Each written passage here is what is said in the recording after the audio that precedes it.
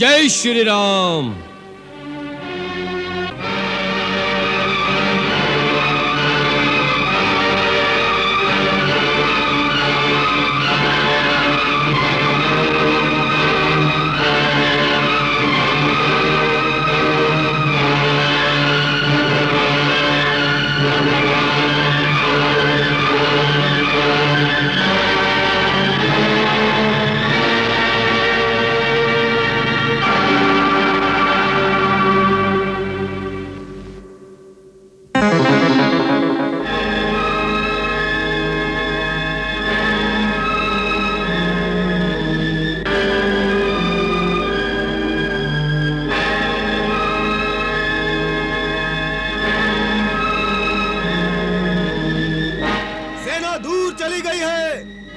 द्वार खोल दिए जाए।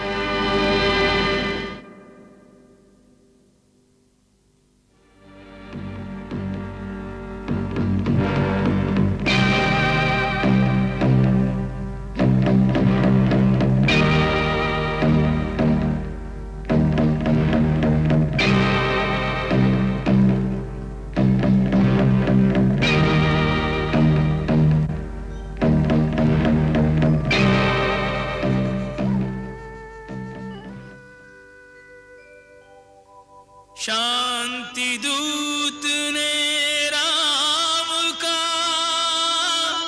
लेकर शांति संदेश, असत अधर्म अनीति के गढ़ में किया प्रवेश, गढ़ में किया प्रवेश। तुम महाराज से मिलना चाहते हो? हाँ। दूत को शस्त्र की आवश्यकता नहीं होती, अपनी गदा यहीं रख दो।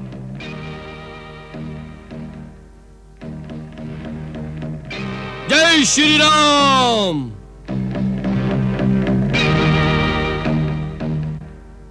ये तो राजकुमार अंगद की गदा है, इसका क्या संकेत है?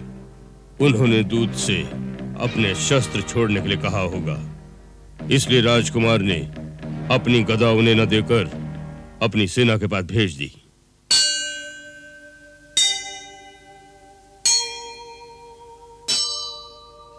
महाशक्तिन को यह ध्यान रहे, पृथ्वी पे वृथा विध्वंस न हो, कोई न अकाल मरे जग में, और वंश कोई निर्वंश न हो, को नीति अनीति में भेद करे, यदि राम सरीखो हंस न हो, पृथ्वी धस जाए रसातल में, पृथ्वी पे जो धर्म को अंश न हो।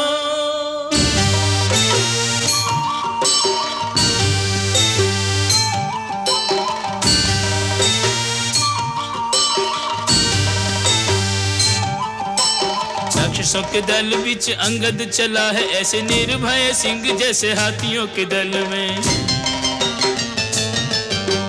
साहस अपार लिए राम का आधार लिए, कूद पड़े जैसे कोई सागर अतल में,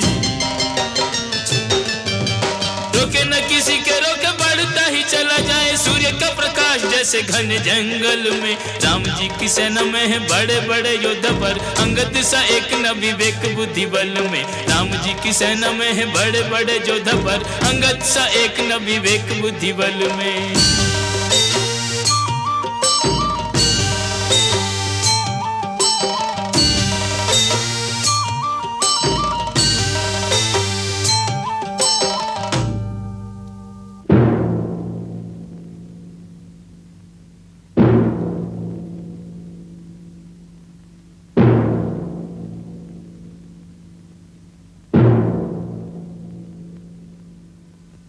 लंकेश्वर की जय हो। क्या है? महाराज, शत्रु का एक दूत आया है। उसका कहना है कि वो एक ऐसा प्रस्ताव लाया है जिससे युद्ध करने की आवश्यकता नहीं पड़ेगी और लंका में शांति बनी रहेगी। शांति का प्रस्ताव लाया है। वाह राम, युद्ध से पहले ही शांति दूत भेज दिया। अभी तो हमारी चंद्रहास की चमक तुमने देखी ही नहीं, पहले ही डर गए।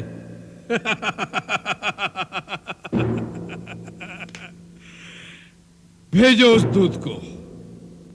जो आज्ञा महाराज।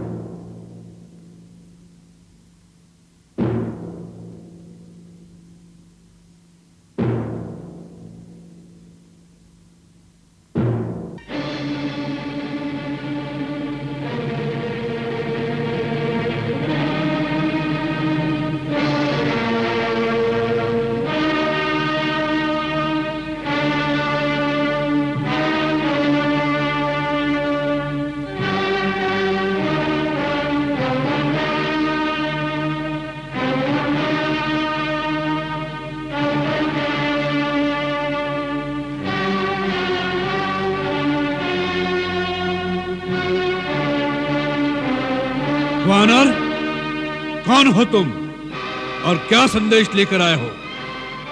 महाराज, सभ्य देशों के राज दरबारों का विधान है कि दूसरे राज्य से आए हुए राजदूत का आदर करके पहले उसे आसन दिया जाए, फिर सम्मान सहित उसका आतिथ्य करके उससे उसके आने का कारण पूछा जाए। मूर्ख, इतना भी नहीं जानते कि राजदूत उसे कहते हैं जिसे किसी राजा ने भेजा हो। जंगल से आए हुए किसी भिखारी के भेजे हुए वानर को राजदूत नहीं कहते। आप राजा की बात करते हैं लंकेश्वर? मैं जिनका दूत हूं वो तो राजाओं के भी राजा है, राजेश्वर हैं। वो केवल इस भूमिखंड के ही नहीं वरन तीनों लोकों के स्वामी हैं। देवताओं, वेदों और विधि के भी वही नायक हैं। मैं उन्हीं त्रिलोकेश्वर का, श्री राम का राजदूत हूं। वह हरि है, हर है या ब्रह्मा है? कौन है वह?